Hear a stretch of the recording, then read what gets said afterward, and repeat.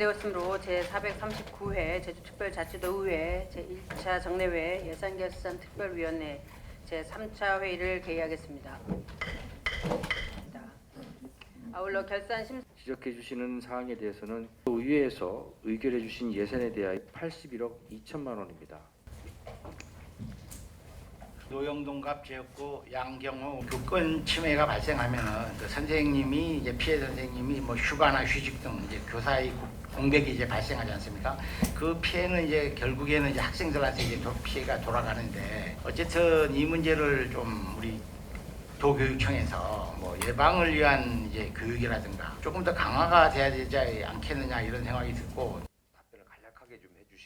불용이 이렇게 많다는 것은 인력 관리가 제대로 잘 안 된다는 뜻이에요.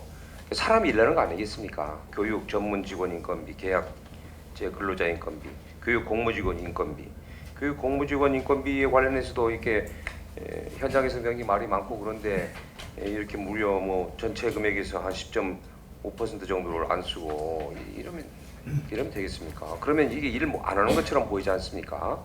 김한국 의원입니다.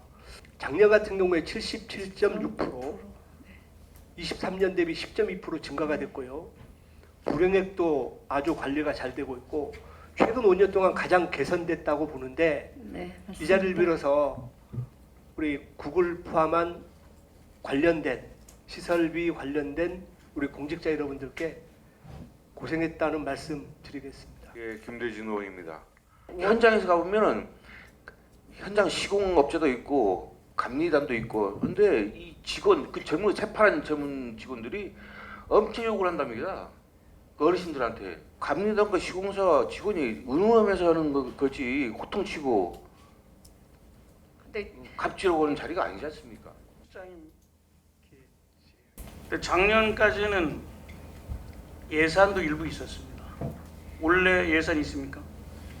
원래 예산은 없습니다만 예산이 없는데 어떻게 진행이 되죠? 이게 지금 많이 두리뭉실해져가고 있다는 생각이 드는데 당초 공약 과제는 체육중고 신설에서 지금 현재는 전환 형태로 보여지고 있거든요. 이거는 저희가 어떻게 이해를 해야 될까요? 강경문 의원입니다. 왜 학생들이 피해를 입어야 되냐? 학교에 법정 부담금을 못 내서 지원을 덜 받고 학교에 예산이 적어서 학생들이 불편하고 법정 부담금을 지금 많이 못 내는 학교에 여러 학교가 많이 있는 게 사실이지 않습니까? 그래서 어쨌든 이런 예산을 지원을 해줄 테니 그래도 학교 측에서도 성의도 보여라라고 해서 서로 잘 해봤으면 좋겠다는 말씀 드리겠습니다. 네, 한권 의원입니다. 제주 지역 학생들의 스트레스 인지율이요 전국 평균보다 높게 나왔습니다. 자살 생각률 있죠. 이것도 전국 평균보다 높게 나왔습니다. 무슨 말씀을 드리려고 하는 거냐면요. 이 학생 생활지도 예산 안에요. 아까 말씀드린 청소년 건강 행태조사 이 결과 이런 것들에 대해서 우리 아이들이 처한 상황을 좀 더 명확하게 인지하고 그리고 세부 사업 설계가 필요하다는 말씀을 드리고 싶은 거예요. 아라동갑 홍인숙원입니다. 외국 국적 원아들이 어린이집에 다니는 학생들은 지금 현재 예산을 지원받고 있지를 않는 걸로 알고 있습니다. 이 부분에서 조금 부담스러울 수도 있고 아직은 이 부분이 국가에서 하는 부분이라 교육청에서 할 수는 있겠지만 조금 말로만 외치는 유보 통합이 아닌 제주 유아 교육에 선행적으로 유치원과 어린이집, 외국 국적 원아들이 함께 지원 체계를 좀 시행할 수 있도록 부탁의 말씀을 드리겠습니다. 네, 현주 의원입니다. 일본학교가 제가 작년에 교육행정 질의할 때 너무 급한 거 아니냐. 원래 25년부터 차근차근 준비해서 시작해야 되는데 2024년에 너무 빠르게 시작한 거 아니냐. 문제점 투성인 거예요. 이력서를 보니까. 이력서에 학력을 아예 기재 안 합니다. 최종 학력이라든지 본인의 경력. 그리고 허위 기재를 합니다. 제가 볼 때는 교원 자격증을 발급할 수 없는 대학교에서 교원 자격증을 발급받았다고 해요. 프로그램과 전혀 관련 없는 사항의 경력들만 있습니다.